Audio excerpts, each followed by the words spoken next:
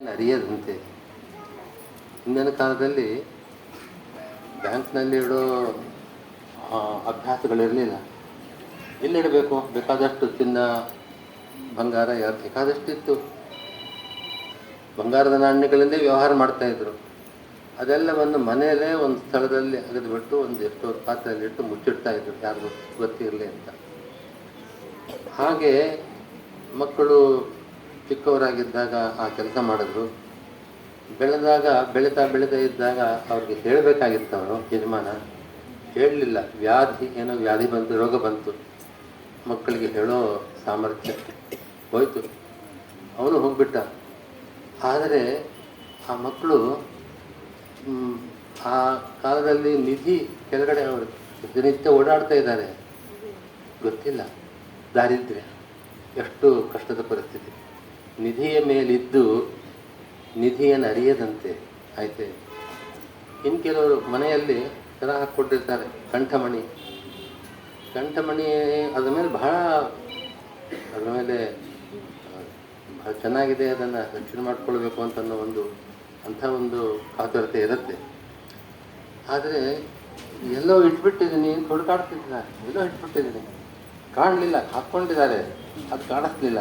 ಎಲ್ಲೋ ಇಟ್ಟಿದ್ದೀನಿ ಎಲ್ಲ ಹುಡುಕಾಡಿದ್ರು, ಯಾರ್ಯಾರನ್ನೋ ಕೇಳಿದ್ರು. ಹಾಗೆ ತನ್ನ ಕಂಠಮಣಿಯ ಮರೆತಂತೆ. ಕಂಠಮಣಿ ಮರೆತರೆ ಆವಾಗ ನಮಗೇನು ಎಷ್ಟು ವ್ಯಥೆ ಆಗ್ಬೋದು, ಎಷ್ಟು ಹೇಗಿರ್ಬೋದು ಅಂತ ಊಹೆ ಮಾಡ್ಕೊಳ್ಳಿ.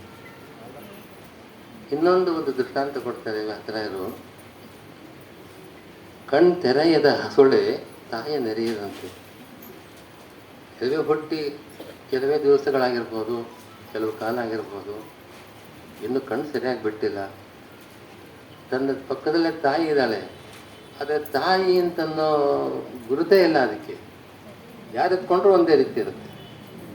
ಅದಕ್ಕೆ ತನ್ನ ತಾಯಿ ತನಗೆ ರಕ್ಷಣೆ ಮಾಡತಕ್ಕವಳು ಜನ್ಮ ಕೊಟ್ಟಿದ್ದಾಳೆ ಅನ್ನೋದು ಗೊತ್ತಿಲ್ಲದೆ ಇರುವಂತೆ ಒಂದು ಸ್ಥಿತಿ ಕಲ್ಪನೆ ಮಾಡಿಕೊಳ್ಳಿ.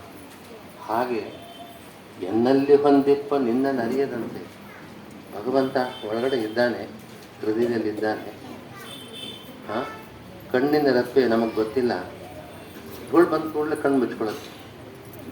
ಆ ಕಣ್ಣಿನ ರೆಪ್ಪೆ ಯಾವ ರೀತಿ ರಕ್ಷಣೆ ಮಾಡೋದು, ನಾವು ಎಷ್ಟು ಕೃತಜ್ಞತೆ ಆ ಕಣ್ಣಿನ ರೆಪ್ಪೆಗೆ ತೋರಿಸ್ಬೇಕು ಅಂತಂದರೆ, ನೀವು ಒಂದು ಕಲ್ಪನೆ ಮಾಡ್ಕೊಳ್ಳಿ. ಕಣ್ಣಿನ ರೆಪ್ಪೆನೇ ಇಲ್ಲ ಅಂಥವನಿದ್ದಾನೆ. ಅವನೇನು ಮಾಡಬೇಕು? ಧೂಳು ಬಂತು ಅಂತಂದರೆ ಬಟ್ಟೆ ಮುಚ್ಕೋಬೇಕು. ನೋಡಲಿಲ್ಲ, ಒಂದು ಕ್ಷಣದಲ್ಲಿ ಧೂಳು ತುಂಬಿದ ಕಣ್ಣು ಹಾಳಾಗೋ ಅಂತ ಆ ಕಣ್ಣಿನ ರೆಪ್ಪೆ ಅಷ್ಟು ರಕ್ಷಣೆ ಮಾಡುತ್ತೆ. ಹಾಗೆ ನಮ್ಮ ಹೃದಯದಲ್ಲಿ ಭಗವಂತನಿದ್ದಾನೆ, ಪ್ರತಿ ಕ್ಷಣವೂ ರಕ್ಷಣೆ ಮಾಡ್ತಾ ಇದ್ದಾನೆ. ಆದರೆ ನಮಗವನು ಗೊತ್ತಿಲ್ಲ. ಎನ್ನಲ್ಲಿ ಹೊಂದಿಪ್ಪ ನಿನ್ನ ಅರಿಯದಂತೆ ಇದ್ದವನಿಗೆ ನಿನ್ನ ತೋರಿದರು ಎನಗೆ ನಿನ್ನ ದಾಸರು ಶ್ರೀಕೃಷ್ಣ. ಹರಿದಾಸರು ಅವರು ಮಹಾಜ್ಞಾನಿಗಳು ಅನುಗ್ರಹ ಮಾಡಿ ನಿನ್ನಲ್ಲಿದ್ದಾನೆ ಭಗವಂತ ಅಂತ ಒಂದು ಅರಿವು ಕೊಟ್ಟರಲ್ಲ.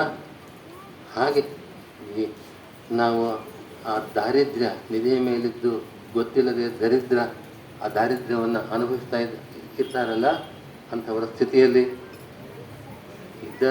ತನ್ನ ಹತ್ರನೇ ಇದ್ದರೂ ಕೂಡ ಅದನ್ನು ಮರೆತವರು ಹೇಗೋ ಹಾಗೆ ಆ ಕಣ್ತೆರೆದ ಹಸುಳೆಯಂತೆ ಇದ್ದವರು ನಾವು.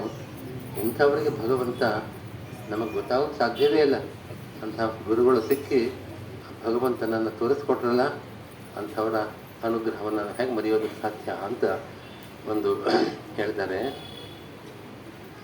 ಭಗವಂತನ ನಾಮಸ್ಮರಣೆ ಮಹತ್ವವನ್ನು ಇನ್ನೊಂದು ದೇವರ ನಾಮದ ಮಧ್ಯದಲ್ಲಿ ಬರುತ್ತೆ, ಒಂದು ನುಡಿ.